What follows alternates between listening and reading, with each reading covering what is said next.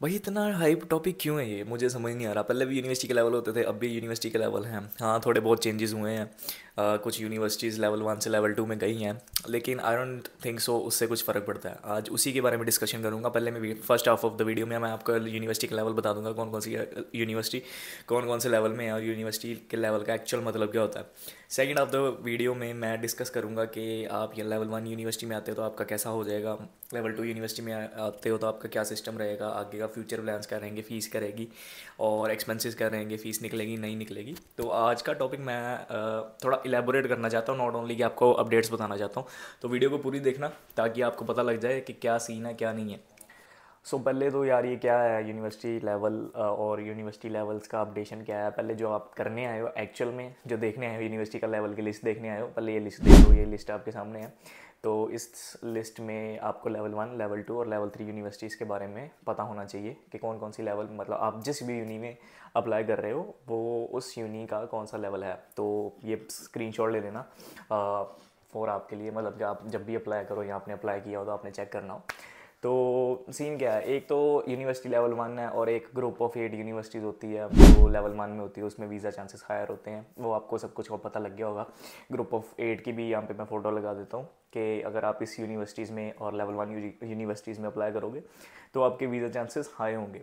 लेकिन इसका मतलब ये नहीं है कि लेवल 2 को आप इग्नोर कर दो या फिर लेवल 2 में कोई स्टूडेंट्स ही नहीं आएंगे, सारा स्टूडेंट लेवल 1 में, मतलब लेवल 1 में शिफ्ट हो जाएगा।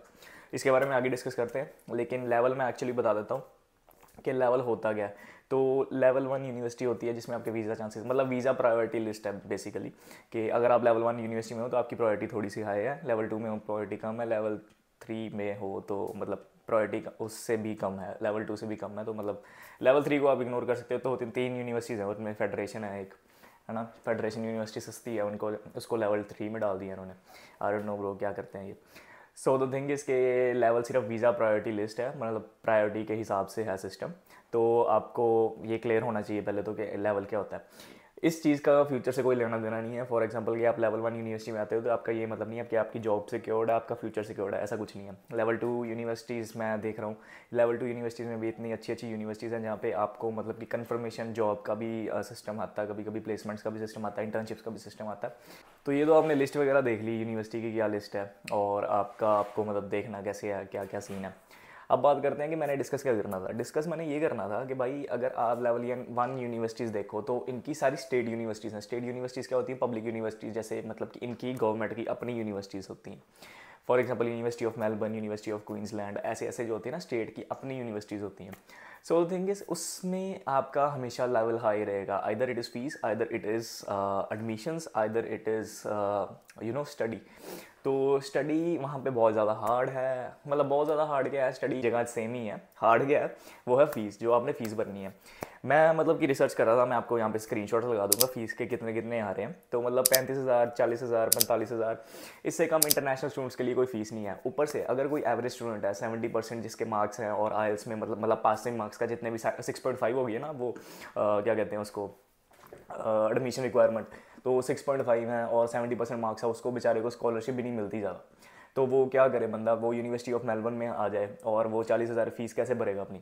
तो ये बात इम्पॉसिबल है भाई, ये ऐसी मतलब anything more than 30,000 is unaffordable right now.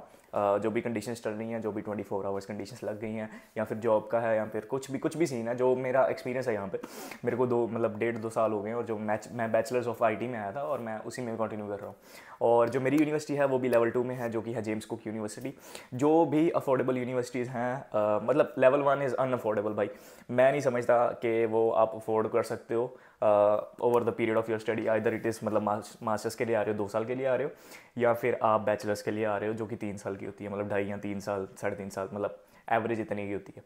तो उस दौरान, उस पीरियड के दौरान आप फीसें नहीं पे कर सकते हो लेवल 1 यूनिवर्सिटीज़ की। अब बात करते हैं कि अफोर्डेबल यूनिवर्सिटीज़ कौन सी हैं। अफोर्डेबल यूनिवर्सिटी एक जेम्स को मेरी अफोर्डेबल है, उसमें स्कॉलरशिप अच्छी मिलती है। सेकेंडरी टॉरेंस यूनिवर्सिटी है, वो भी अफोर्डेबल है। फेडरेशन भी अफोर्डेबल थी, लेकिन फेडरेशन को इन्होंने मतलब लेवल 3 में डाल दिया, तो लेवल 3 को तो भूल ही जाओ, उसको तो देखना ही नहीं है। तो बात यह है कि अगर आप लेवल 1 में अप्लाई करोगे तो आपके वीज़ा चांसेस थोड़े हायर रहेंगे। लेकिन वीज़ा के लिए वो सिर्फ लेवल नहीं देखते यूनिवर्सिटी का, आपकी कंडीशन कोई सही नहीं है, आपकी फाइनेंशियल्स, आपके फंड्स वगैरह कुछ नहीं है, और आप लेवल 1 यूनिवर्सिटी में अप्लाई कर रहे हो तो आपका हो जाएगा। वीज़ा आ जाएगा, वीज़ा के चांसेस इंक्रीज है, ऐसा कुछ नहीं है भाई। वो ओवरऑल चीज़ें देखते हैं। लेवल 2 यूनिवर्सिटीज़ जो हैं QUT वगैरह में काफ़ी वीज़ेज आ रहे हैं, मतलब गुजरात से काफ़ी बंदे आते हैं वहाँ पे, मतलब पंजाब से भी आते हैं, मतलब काफ़ी स्टूडेंट्स आते हैं QUT में, ऑल ओवर इंडिया से इनफैक्ट। तो QUT लेवल ये 2 यूनिवर्सिटीज़ है, लेकिन बट उसके वीज़ेस काफ़ी अच्छे हैं, वीज़ा रेशियोज़ काफ़ी अच्छे हैं। QUT कौन सी है, मैं कौन सी बात कर रहा हूँ, क्वींसलैंड यूनिवर्सिटी ऑफ टेक्नोलॉजी, जो कि यहाँ पे ब्रिस्बेन में है, मेरी सिटी में है। सो थिंग इज़ वो ओवरऑल आपकी प्रोफाइल देखते हैं। ये नहीं है कि आपकी एक चीज़ सिर्फ लेवल 1 यूनिवर्सिटी देखो और आंखें बंद करके वीज़ा इमिग्रेशन ऑफिसर ने आपको वीज़ा दे दिया, ऐसा कुछ नहीं है। तो ओवरऑल प्रोफाइल देखी जाएगी। मुझे नहीं लगता कि आपको लेवल 1 यूनिवर्सिटीज़ में अप्लाई करोगे तो आपके मतलब आपको चांसेस बढ़ाने आप कर सकते हो, लेकिन आप अफोर्डेबिलिटी भी देखना। अन्य मतलब कि ब्लाइंडली वो सिर्फ लेवल 1 में यूनिवर्सिटीज़ में अप्लाई मत करना, क्योंकि उसकी फ़ीस ज़्यादा है। दूसरी बात मैंने ये करनी थी कि अगर आप फीस भर के आ रहे हो लेवल 1 यूनिवर्सिटी में, फॉर एग्जांपल कि आपकी 40,000 फीस है और आपको ट्राइमेस्टर सिस्टम है या फिर सेमेस्टर सिस्टम है, तो आपको 20,000 पहले आपने भर के आनी है। 20,000 कितना हो गया, 10 लाख प्लस 11-12 लाख हो गया। तो अगर आप सोच रहे हो कि मैं साल की फ़ीस भर जाता हूँ और नेक्स्ट ईयर की मैं निकाल लूँगा, वो भी पॉसिबल नहीं है भाई। 40,000 तो निकल ही नहीं सकती भाई, बहुत खर्चे हैं यहाँ पे आजकल। दूसरा के वर्क रिस्ट्रिक्शंस और कंडीशंस के कारण it's too difficult nowadays to manage. मेरी फ़ीस नहीं मैनेज होती, मेरी 30,000 है, मैं आपको क्या बोलूँगा। सो द थिंग इज़ कि आप अफोर्डेबिलिटी का फैक्टर ना भूलें, और जो आप सोच रहे हैं कि एक साल की फ़ीस भराऊंगा तो अगले साल की निकल जाएगी, वैसे भी नहीं है। और मैं आपको यही प्रेफर करूँगा कि एक साल की फ़ीस मत भर के आना। क्यों? क्योंकि अगर आप फॉर एग्जांपल आपने लेवल 1 यूनिवर्सिटी में अप्लाई किया, आपको मिल गई, सारे वीज़ा चांसेस वगैरह हाई हो गए और आपका वीज़ा आ गया, आप आ गए यहाँ पे लेवल 1 में, लेकिन लेवल 1 में थोड़ी पढ़ाई डिफ़िकल्ट लगी या फिर आपको कुछ मैनेज नहीं हो पाया टाइम, क्योंकि वहाँ पे कभी कभी 5 दिन भी क्लासेस होती हैं जो स्टेट यूनिवर्सिटीज़ हैं, कभी कभी 3 दिन होती है, कभी कभी तो डिपेंड है, मतलब मैं एवरेज बता रहा हूँ आपको। तो मेरा कहने का मतलब समझो आप। तो क्लासेस ज़्यादा होती हैं, काम आप कर नहीं पाओगे, फीस आप निकाल नहीं पाओगे, तो आपके मन में और प्रेशर, खर्चे आप निकाल नहीं पाओगे बेसिकली। तो आपके मन में और प्रेशर होएगा, भाई मैं यूनिवर्सिटी में आ गया हूँ, ये है वो है, चेंज करूँ ये करूँ। तो आप, इसलिए मैं कह रहा हूँ कि एक साल की फ़ीस भर के आओगे तो आप ना उसको बंध जाओगे लेवल 1 यूनिवर्सिटी के साथ। अगर आप लेवल 1 यूनिवर्सिटी में आ रहे हो तो मेक श्योर कि अगर आपके पास ऑप्शन है 6 महीने भरने का, तो आप फर्स्ट सेमेस्टर भरने का बेसिकली, तो आप वही भर के आओ, ताकि आप लेवल 2 यूनिवर्सिटी में आप वो कर सको, माइग्रेट कर सको आफ्टर फर्स्ट सेमेस्टर, या 6 महीने के बाद। आप जितने भी सेमेस्टर के बाद आप 6 महीने का मतलब लिमिट होती है, 6 महीने 1 साल हो गई है या फिर 6 महीने जो भी है, उस 6 महीने में हो जाती है। वैसे मैं आपको बता रहा हूँ, यहाँ पे एजेंट सब कुछ करा देते हैं। तो 6 महीने में आप चेंज कर पाओ और आपके मन पे कोई प्रेशर ना हो कि मेरे को नेक्स्ट ईयर की फ़ीस निकालनी है या फिर खर्चे निकालने हैं, ये करना वो करना, पढ़ाई करनी है। आप थोड़ी उससे अफोर्डेबल यूनिवर्सिटी में आ सकते हो जिसकी फ़ीस कम है।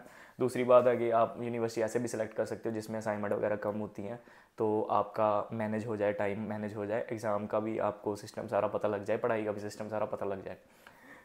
मैंने यही डिस्कस करना था कि ज़रूरी नहीं है आप लेवल 1 में अप्लाई करो और आपका वीज़ा आएगा। जिसकी प्रोफाइल अच्छी है, जिसकी फंडिंग अच्छी है, जिसके अगर एजुकेशन वगैरह लोन वगैरह भी है, तो अगर वो सही है, सारा कुछ अप टू डेट है, ITRs अप टू डेट हैं, आपकी SOP अच्छी बनी हुई है, GST आपकी क्लियर हो गई है, तो all the factors combined makes a visa. ऐसी बात नहीं है कि लेवल 1 में आपको वीज़ा आ जाएगा। तो द थिंग इज़ लेवल 2 में भी आप अप्लाई कर रहे हो तो आपका वीज़ा आ सकता है। इतना कुछ बड़ी चीज़ नहीं है। लेवल 2 में पहले भी QUT लेवल 2 में थी और उसके काफ़ी वीज़ा रेशियो हाई है। तो द थिंग इज़ मैं यही कहना चाहता था कि आप लेवल 1 के पीछे मत भागना। आपको इंक्रीज़ करने आपको लगता है कि कोई चांस नहीं है वीज़ा का, ये है मतलब आपकी कोई प्रोफाइल थोड़ी लो है, तो आप लेवल 1 यूनिवर्सिटी में करें। लेकिन अगर आपकी प्रोफाइल ओवरऑल स्ट्रॉन्ग है, ओवरऑल देखना है हर चीज़ को, मार्क्स अच्छे हैं, IELTS में अच्छे बैंड है, ओवरऑल आप चीज़ को देखो, तो लेवल 2 अगर आपके मतलब ओवरऑल आपकी सही है तो लेवल 2 यूनिवर्सिटी में ही अप्लाई करो। ऑफर लेटर भी जल्दी आ जाएगी, काम भी सारा जल्दी हो जाएगा। इतना इंटरनेट होने की बात नहीं है, इतना बस हाइप टॉपिक का कुछ नहीं है। मैंने भी इसलिए वीडियो बना दी है कि मेरे को डाउट्स क्लियर करने थे। तो थिंग इज़ आप अपनी प्रोफाइल स्ट्रॉन्ग रखें, आप अपने फंडिंग अच्छे से शो करें, आपको अच्छा कंसल्टेंट चूज़ करें जो आपको अच्छे से गाइड करे, हर चीज़ के बारे में ऑनेस्ट रहे, और बस आपका वीज़ा आ जाएगा भाई। डरने की इतनी बात नहीं है वैसे। और ऑल द बेस्ट सभी को जो भी आ रहे हैं। नीचे सब्सक्राइब करो, बेल आइकन हिट करो, और ऊपर मेरा इंस्टा आ रहा होगा, इंस्टा पे जाके फॉलो कर लो। इंस्टा पे आपको मैं अपडेट्स देता रहता हूँ थोड़ी बहुत। और इंस्टा पे अगर किसी को डाउट है तो वो मेरे को DM कर सकता है डायरेक्ट।